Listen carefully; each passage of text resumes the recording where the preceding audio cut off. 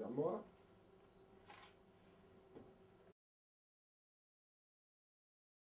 Ton truc. Ça c'est bon ça. Tu vas kiffer, Gérald. Bon. Là, c'est pas du tout rangé. Ah, il nous fait chier, il veut que tout soit rangé en plus. Non, non, mais je vais mettre la lumière. Regarde avec Ah bah là, il y a qu'à aller en face. Hein. À l'époque, c'est l'entrepôt qu'on cartonnait, quoi. Ah ouais. On le cartonnait, il n'y avait pas le mur, là, on sautait, là, on montait les poteaux, là, et on allait cartonner, on se faisait courser. Voilà. C'était notre terrain de jeu. Voilà. Regarde. Attends, il faut absolument faire une photo de toi avec ça derrière et le masque, alors, et la vitre.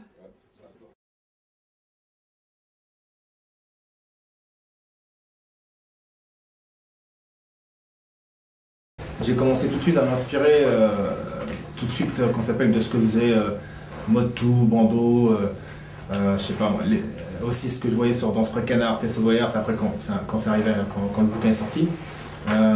Et j'ai mélangé un petit peu, l'abstraction avec aussi la lettre. Au début, j'étais parti tout de suite sur le white style, des lettres vachement compliquées, indéchiffrables et tout, parce que ça m'impressionnait. Ensuite, je suis revenu un petit peu sur mon style en me basant plus sur le détail, justement. Parce qu'en fait, c'est assez facile de faire des choses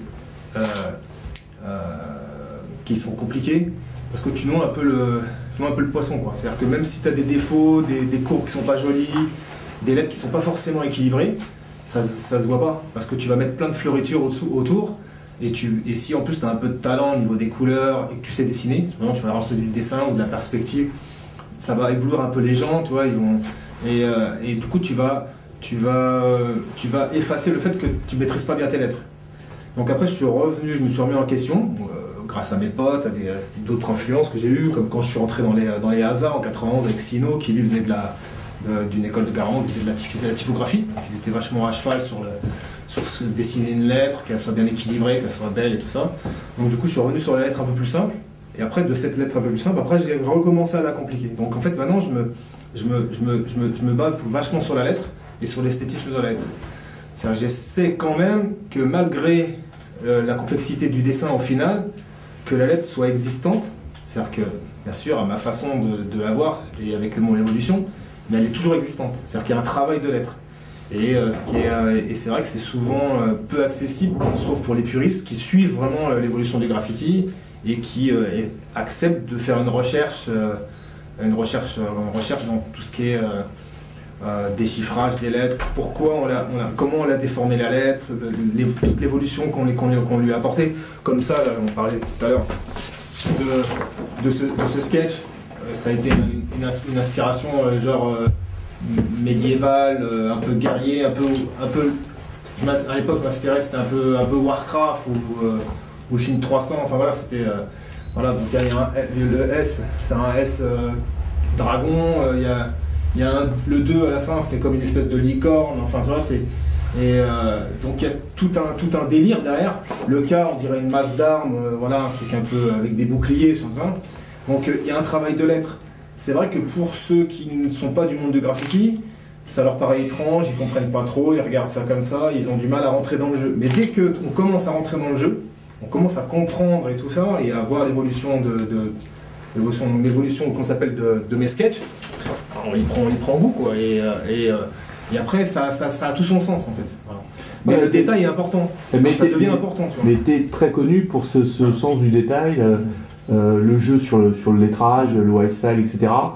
Et alors, tu as toujours été fidèle aussi à Nanterre, à ton quartier, à la Défense. À partir de quel âge tu commences à prendre une bombe et aller dans la rue? Alors, j'ai commencé par le tag. J'ai commencé en 88 dans les Black Dragons, donc une bande de banlieue ouest, voilà, une plus grande bande de France. On peut en parler 2 minutes des Black Dragons. Ouais, c'est connu, voilà, c'est mon histoire est connue au niveau des Black Dragons. Voilà, c'est un gang. C'était un gang, voilà, on était dedans. Il y avait forcément, comme ça, c'est un gang qui arrivait au milieu des années 80, donc forcément, c'est avec l'émergence du hip-hop, donc c'était lié à toute la culture qui va avec, américaine, le rap, tout ça. Et c'est un gang mythique. Dans le gang, tu étais le seul à dessiner ou non, vous il y étiez avait plusieurs Croy tout, qui était dans les parties des FBI aussi, il faut le savoir. Dans les Black Dragons, il y avait Croy tout, qui était avec Darko au FBI. Donc les gens le savent pas, il était très connu aussi, Croy à l'époque, tu vois, après il a arrêté le graffiti, je sais pas, il a fait son chemin. Mais il y avait aussi des taggers, il y avait des gens qui taguaient comme ça par rapport au gang, et c'est comme ça que j'ai connu, et j'ai commencé à prendre cette impulsion de fait d'avoir la démarche de taguer mon nom et mon gang, tu vois, le nom de mon gang. Et ensuite, en 89... Donc toi, t'avais quel âge? T'avais 14 ans quand tu commences à rentrer dans le gang? T'as quel âge? Alors, 14 ans, non. Non, j'avais pas 14 ans, j'ai 14 ans, je suis rentré au lycée professionnel en fait. D'accord. J'étais orienté en 6e, non 5e.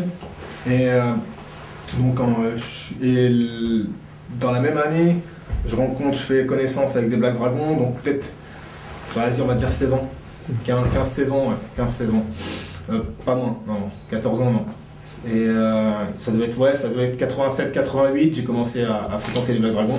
88, je suis rentré avec eux à fond, voilà, j'étais tout le temps avec eux. Alors tout à l'heure, j'ai commencé fin 88 à taguer, j'ai du mal à donner une date en fait. Hein. Ouais. Je taguais Strive à l'époque, je taguais pas Chuck. Ouais, t'as changé de nom. Ouais, j'ai changé de nom, ouais. T'as commencé à taguer Chuck à partir de quelle année? À partir de 89. D'accord. 89. Alors tout à l'heure, tu évoquais Mod2, qui est un mythe absolu, avec bandeau, etc. T'as eu l'occasion de peindre avec Mod2 à l'époque? Alors Mod2, on s'était dit qu'on allait se faire une fresque ensemble, à l'époque, il m'avait proposé. Chose que, après, on s'est pas recroisé, on l'a pas fait, mais du coup, on l'a peint sur train. On s'est vengé quand même, tu vois, on s'est dit, bon, voilà, on va faire un peu de vandale, on l'a peint sur train ensemble, sur le même wagon. Après, on l'a peint au jour J, mais c'est beaucoup plus tard, quoi. C'est en 2009 le jour J, donc après, on s'est revu des années après, puis on l'a peint sur le même mur. Mais avec Bandeau, d'ailleurs, qui était là. Sur train, j'ai peint avec Boxer aussi. Le célèbre Boxer, qui est à son âme. Voilà. Donc, on n'a pas fait de fresque ensemble, mais on a fait un train, quoi. D'accord.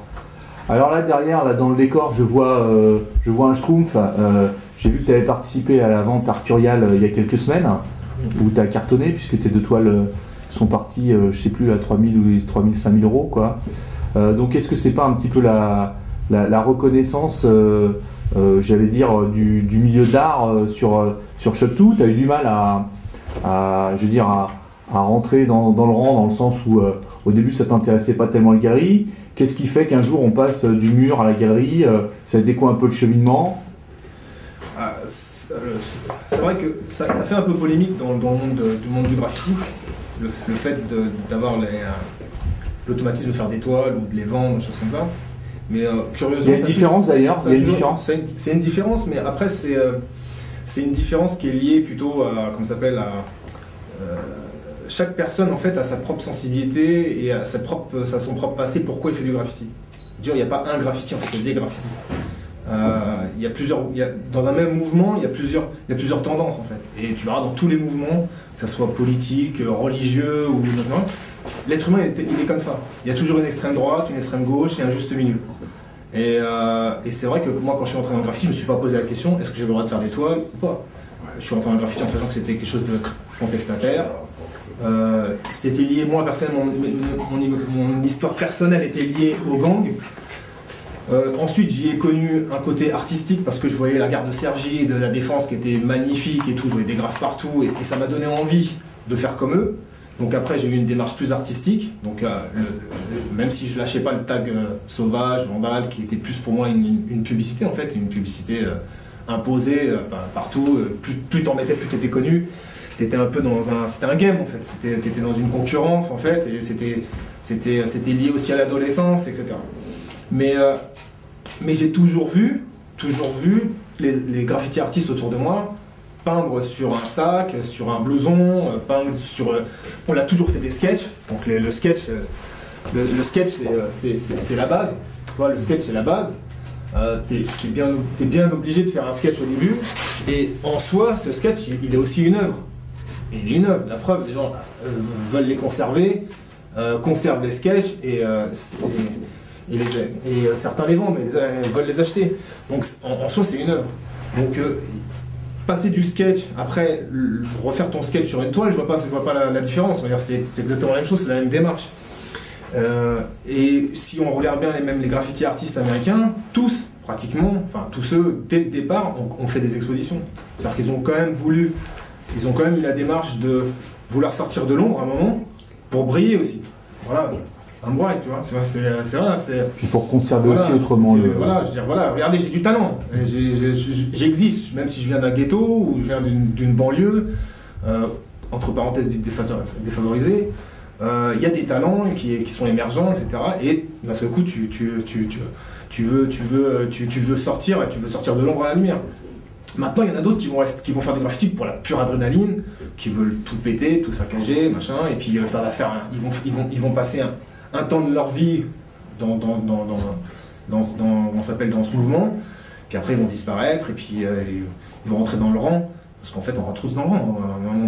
Voilà, c'est un peu utopique de se dire, voilà, tu vois, on se révolte contre je ne sais pas quel système, ou j'en sais rien, tu vois, puis à la fin on paye tous nos impôts, on est tous, voilà, on se marie, on a des mormeaux, et puis voilà, et puis du coup à la fin, que tu le veuilles ou non, tu rentres dans le rang. Voilà.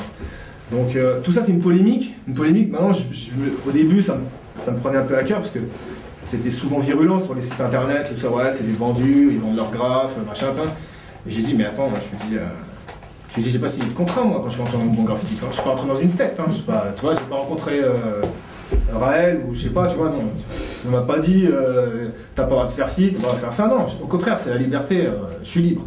Maintenant c'est vrai, voilà, et ça on peut pas le cacher, c'est qu'il y a quand même un certain... des codes, alors je sais pas comment on voit ça, des codes de déontologie, voilà.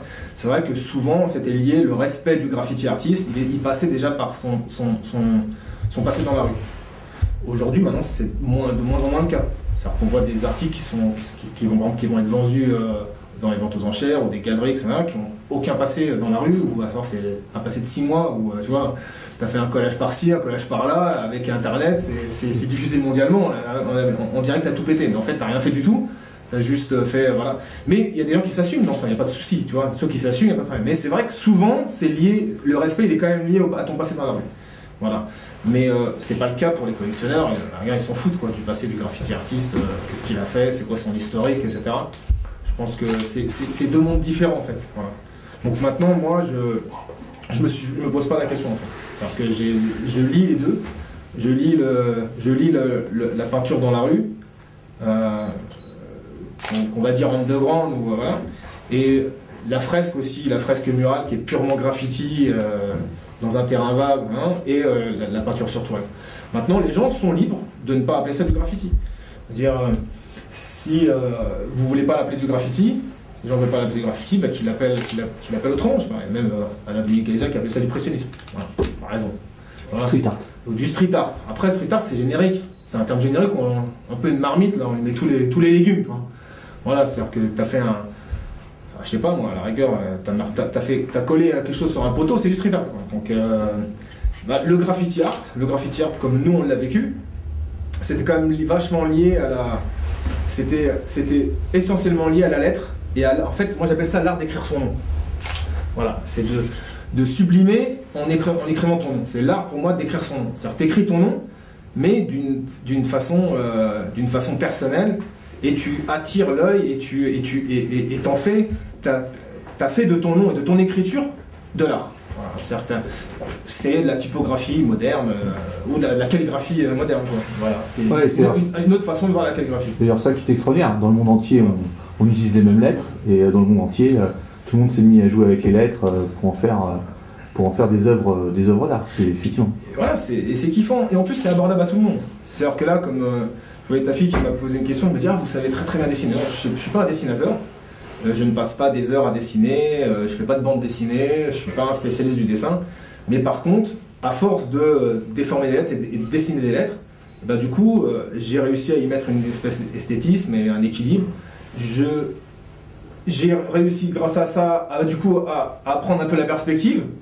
Chose que peut-être j'aurais pas maîtrisé si j'avais pas fait ça, c'est-à-dire que ça m'aurait pas intéressé. Du coup maintenant, en y rajoutant la perspective, de l'ombre, de la lumière, mélange de couleurs, tout ça, donc on apprend d'autres choses et on sublime la lettre et ça devient entre guillemets un dessin. Mais je suis pas dessinateur. Alors, cet art t'a fait voyager dans le monde. Tu t'as été où avec le graffiti?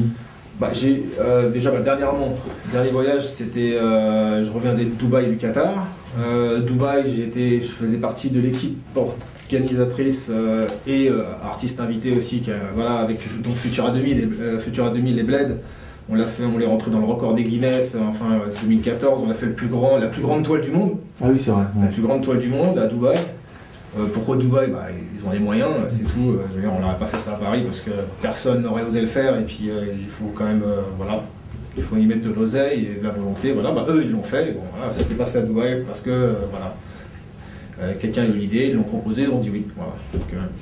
Donc on a fait la plus grande toile du monde là-bas. Et j'ai pu peindre avec Futura 2000.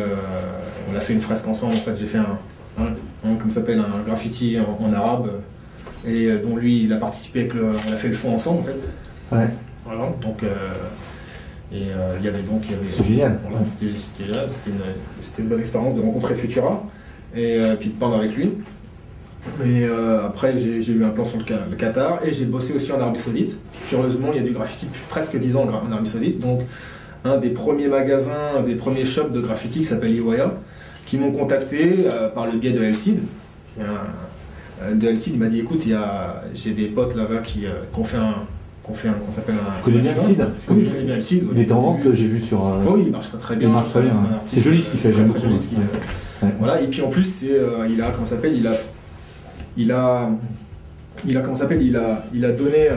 donné une autre image qu'on s'appelle du graffiti dans le monde arabe aussi. Il est tunisien, lui, Il est tunisien, ouais. Donc, moi, je faisais du graffiti en arabe depuis 95.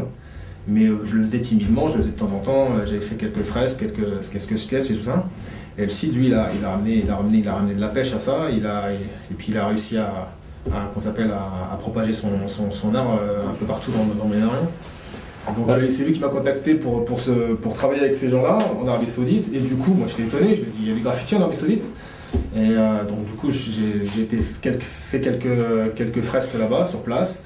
J'ai rencontré les graffeurs locaux de Jeddah, j'étais à Riyad et à Médine, et j'ai même été curieux, j'ai même vu du Vandal là-bas. Ah ouais. Moi j'oserais pas. Oui, j'oserais pas. Très vite. Mais en fait, ils sont à fond dedans, quoi. C'est-à-dire qu'ils kiffent ça. Alors je pense que ça correspond un petit peu avec l'émergence d'Internet, tu sais. C'était vachement branché sur Internet, peut-être Facebook, voilà, mais en fait ça a explosé là-bas. Donc maintenant il y a 2 magasins là-bas, il y a même 3 magasins de graffiti en Arabie Saoudite que je connais. Et je pense qu'il y a du graffiti aussi au Koweït, enfin tu vois, il y a même un festival qui est organisé je crois tous les ans. Voilà. Et puis prochainement je vais peut-être invité au Nigeria. Voilà, c'est pour parler. D'accord. Bon. J'ai pas en Tunisie aussi avec El-Cid. Dans un festival que El-Cid, un de ses potes, était à l'origine. Alors tes projets c'est quoi aujourd'hui? Bah, là pour l'instant je vais me concentrer plutôt sur la toile. Ouais, je vois que tu bosses beaucoup en ce moment, que tu produis. J'ai envie de produire plus de toiles. Donc, puis j'ai peut-être une ou 2 expositions à faire dans une galerie à Paris, et puis peut-être avec vos amis au mois de juin. Voilà. Ouais, t'es invité en tous les cas. Voilà. Et voilà les projets. Pour l'instant, je vais juste Est-ce que tu as quand même le sentiment qu'on s'intéresse de plus en plus à toi? Parce qu'il y a quelques mois, il y a une maison de vente qui s'appelle Blanc Moto Auction qui t'avait mis comme première page du catalogue. Enfin, genre, généralement c'est John One ou autre qui ont le droit à ça. Donc voilà, là, effectivement, tu as cartonné dans les dernières ventes. Toi, tu prends ça plus sérieusement ou qu'est-ce qui se passe en ce moment? Il se passe un truc? Je sais pas. Blanc Manteau, j'avais fait j'avais fait 2 ventes chez eux. Ouais. Ça s'était bien passé. Et la première vente, leur affiche, je les avais un peu charriés, quoi. Je leur ai dit écoutez, c'est vachement commercial, hein. Mettre une meuf à poil, on prend une affiche, bon ça va, c'est bankable, c'est ça, tu vois. J'ai dit vous voulez faire de la street, mettez du graffiti la prochaine fois. Et du coup ils m'ont contacté, ils me disent ouais tu vas être content, bon on t'a sélectionné, voilà, tu fais partie de de l'affiche, et voilà, donc du coup ils ont mis du lettrage, quoi. Mais est-ce que le choc d'aujourd'hui a pas mis aussi un peu d'eau dans son vin? Parce que moi je l'ai connu où on était justement beaucoup dans le lettrage. C'était pas, il faisait pas du Mickey, hein, comme je dis méchamment, sans porter préjudice à celui Graffito ou d'autres. Et puis là, je vois que voilà, tu t'es mis dans l'air du temps aussi par rapport à ce que les collectionneurs demandent, parce que c'est évident que bon, je sais pas, ça doit leur rappeler aussi leur enfance, etc. Ça nous parle aussi à nous, mais alors je vois que justement que les Schtroumpfs, tu leur mets pas leur tête. Donc je me dis, est-ce que justement, c'est pas la nouvelle marque de Chuck? Pourquoi? Parce que sur celui qui était en vente, là, qui est parti à 5000, j'ai vu que le Schtroumpf aussi, tu lui avais enlevé son visage. Ouais. Bon, alors c'est vrai que c'est un clin d'œil. C'est un clin d'œil, mais j'ai pas envie non plus de recopier les cartoons, quoi. Donc il faut que il y ait une touche personnelle. Donc c'est vrai que curieusement, si on rajoute un peu de dessin à son graffiti, ça aide ça le rend plus acceptable, on dirait. Tu vois, c'est-à-dire que les gens vont y prêter plus attention. Voilà. Maintenant, moi j'aime pas aussi non plus faire des choses qui me plaisent pas. C'est-à-dire que si je le fais, c'est que ça me plaît. Voilà. Je l'assume totalement. C'est-à-dire que si je rajoute du dessin dans mon graffiti, si je rajoute un peu d'univers un peu de BD, ou c'est parce que ça me plaît. Voilà. Sinon je le ferai pas, je vais pas me forcer, quoi. Voilà. Et dans le graffiti, il y a toujours eu des b-boys, il y a toujours eu... Voilà, d'ailleurs j'ai énormément de sketchs que j'ai fait à l'époque que j'osais pas faire en fait. J'osais pas les faire. Mais donc aujourd'hui, maintenant je les sors et voilà, j'ai d'autres idées encore de thèmes. Bah, j'aime bien quand même y mettre un thème. Bon là, comme celle-là, bon, les deux sont pas terminés. Ah, elle est magnifique. Voilà, celle-là, il y a un thème caché, quoi. Voilà, voilà. C'est le chat qui pisse sur la paix, c'est ça? Voilà, en gros. Ça s'appelle chabotage. Voilà. Donc je m'amuse aussi en même temps. Il y a un peu de politique, il y a un message, voilà, c'est subtil. Alors derrière, tu prends, je vois, t'as marouflé un plan de Paris, c'est ça? Ouais. Derrière. C'est vrai que là, en ce moment, depuis 2 ans, là, je suis vraiment sur le thème du métro parisien. Ouais. Enfin, en fait, c'est le Vandal, en fait. Je suis quand même sur le thème du graffiti. Voilà, le graffiti, ça vient quand même de la rue. C'est né dans la rue et ça a attaqué beaucoup les trains et les voies ferrées. Donc, c'est mon univers, c'est dans lequel j'ai évolué. Donc, forcément, il faut que je le retransmette dans mes toiles. D'ailleurs, c'est de là que je viens, c'est ça qui a fait me connaître aussi. Je veux dire, si j'avais pas tagué dans la rue, mon nom ne serait pas propagé partout en France. Et donc je peux pas le renier et ça fait partie de mon univers. Donc je le mets à l'affiche, quoi. J'ai pas de... Oui, d'ailleurs dans les 2 toiles que tu as vendues, j'ai vu, il y en a une, c'était French Kiss. Hein, j'ai pensé au magazine que tu connais bien. C'était un clin d'œil pour le magazine, ou c'est qui est un vrai magazine de puriste en fait. Ouais, c'est un magazine de puriste. Ouais. Sur lequel tu es toujours en fait. Ouais, enfin, les gens ne savent pas, souvent, mais anonymement j'y suis. Voilà. Ok. Mais French Kiss, ouais, c'est un des derniers magazines papier qui est encore propagé, enfin qui est encore diffusé, notamment par Marquis Art, qui est encore diffusé en France. Ouais. Il sort tous les 6 mois, tous les ans, il y en a 1 ou 2 qui sort. Et dedans, il y a le graffiti Made in France, un peu aussi Belgique, etc. Et c'est basé, c'est uniquement sur le train. Donc le French Kiss, c'est un petit clin d'œil, c'est un petit clin d'œil à ce magazine. Alors, pour faire un tableau comme celui-là là, qui est au mur, ça prend combien de temps?